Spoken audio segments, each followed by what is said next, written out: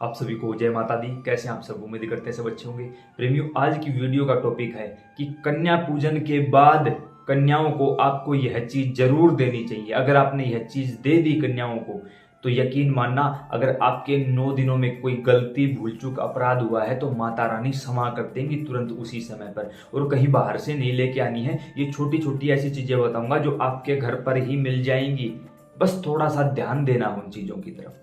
तो वो कौन सी चीजें हैं?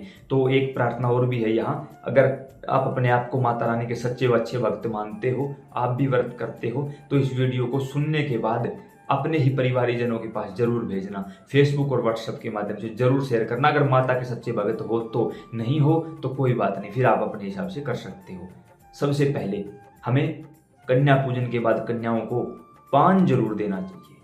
अब बहुत सारे लोग तो इन चीजों को जानते ही नहीं होंगे, वो मानते ही नहीं होंगे। नहीं, मीठा पान जरूर देना चाहिए। आप लोगों ने देखा होगा कि माता के भोग में भी मीठा पान का प्रयोग होता है। क्यों होता है पता नहीं, आप सब जानते हो या नहीं जानते, लेकिन वैसे तो विश्वविख्यात एक परम तत्वदर्शी संत हुए कत्य, उनके यहाँ उनके पुत्र का जन्म हुआ। उनका नाम कात्यायन था, लेकिन उनके यहाँ कोई संतान नहीं थी। उन्होंने माँ भगवती की तपस्या की, आराधना की। घोर तप के बाद माता ने उनको दर्शन दिए और वर मांगने के लिए कहा। तब उन्होंने कहा कि मेरे यहाँ कोई संतान नहीं है, तो मेरी प्रार्थना है कि आप मेरे यहाँ पुत्री के रूप में जन्म लें। उनके यहाँ माता ने पुत्री के रूप में जन्म लिया, तो माता को कात्यायनी कहा जाने लगा। और माता कात्यायनी ने शहद का पान यानी मीठा पान खाकर महिषासुर नामक दैत्य का संहार किया था और इस पूरी पृथ्वी को उस दुष्ट के भय से बचाया था, देवताओं को अभय दिया था।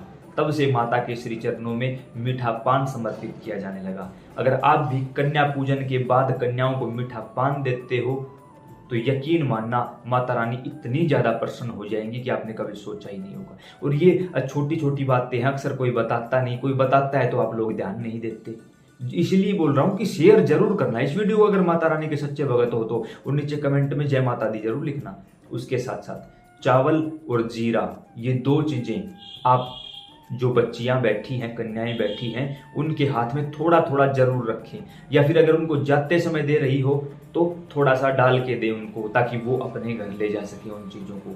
चावल और जीरा, ये चीज़ें भी माता को अति प्रिय होती है और माता को प्रसन्नता देने वाली है। अगर आप ऐसा करते हो तो आपके घर में सुख और शांति सदा के लिए विराजमान हो जाते हैं चावल और जीरा से। उसके साथ जैसा कि आप सभी को पता है कि जो हम कन्या पूजन में लड़कियों को बुलाते हैं वो 9 साल से कम की लड़कियां होती हैं, 9 साल तक की लड़कियां होती हैं। तो जब वो बच्चियां हमारे घर आती है तो उनको साज श्रृंगार का कितना चाव होता है।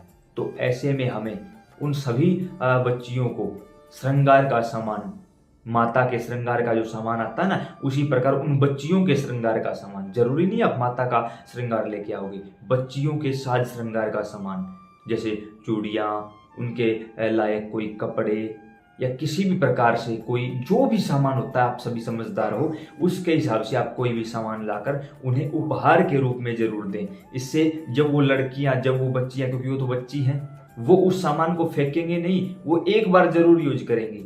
और जब उन्होंने यूज कर लिया उस सामान को, तो उन बच्चियों के रूप में कौन आया था घर पर? स्वयं माँ आई थी, तो वो सामान माता ने ही यूज कर लिया। तो ये भी एक बहुत ही अच्छा संकेत होगा आप सभी के लिए। उसके साथ साथ बच्चों को आप या तो ड्राई फ्रूट्स दें, कुछ भी, जो कुछ भी आपके पास अवेलेबल हो सके। खासकर चॉकलेट जरूर दें। जब हम छोटे बच्चों को चॉकलेट्स देते हैं तो वो खुश हो जाते हैं। अब यहाँ रही बात, मुझसे एक प्रेमी ने कभी पूछ लिया था कि कौन सी कंपनी के दें। मेरे भाई, कंपनी नहीं होती, जो भी आपके पास हो, जो भी आपको ठीक लगे, जो भी अवेलेबल हो। हमारा यहाँ किसी कंपनी के साथ कोई लेना देना नहीं है, हम तो सिर्फ आप लोगों को बता रहे हैं। इस प्रकार से उनको चॉकलेट्स जरूर दें।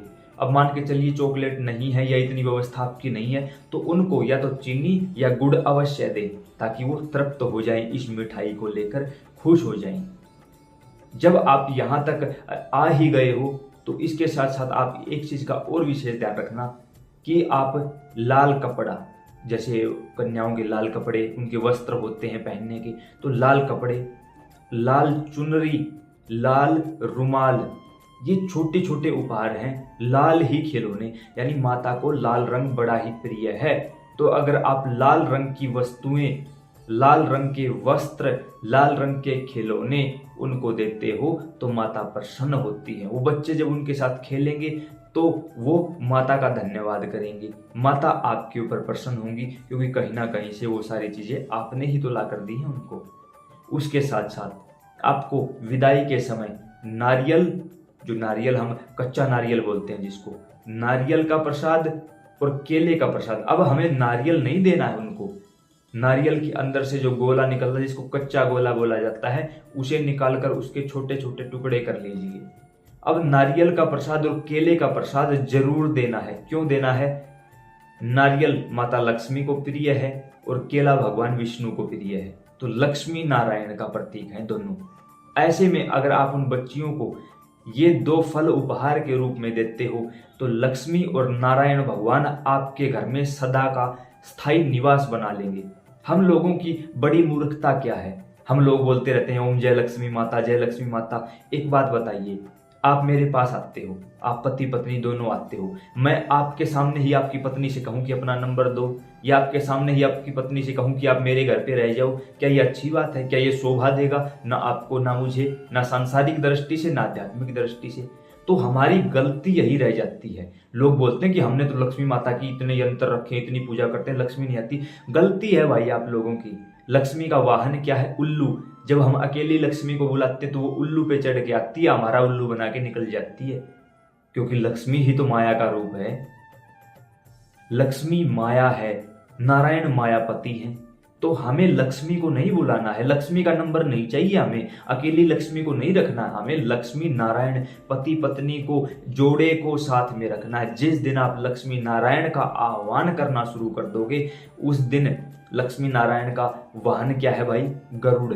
जब लक्ष्मी नारायण को इकट्ठा बुलाया जाता है तो माया और मायापति दोनों एक साथ मिलकर गरुड़ पर आरूढ़ होकर हमारे घर आ जाते हैं, और जब हमसे जैसी भी बन पड़ती है वैसी सेवा करते हैं तो उस सेवा से वो प्रसन्न हो जाते हैं और हमारे घर में स्थायी निवास बना लेते हैं। क्योंकि पति पत्नी तो कहीं भी रह सकते हैं, अब अकेले पति को या अकेले पत्नी को बुलाओगे तो वो ज़्यादा दिन नहीं टिक सकते।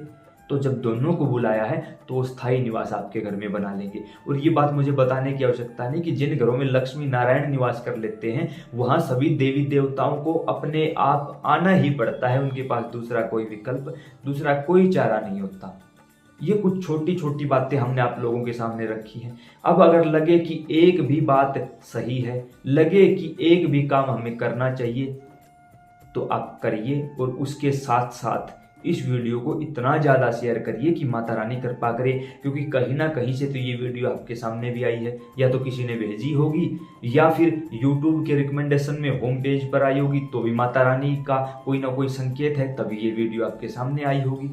तो इन संकेतों को समझिए और जैसा बताया गया है वैसा ही करिए। शीघ्र अतिशीघ्र माता रानी की कृपा होगी और आपका जीवन सुखमय हो जाएगा। जय माता दी।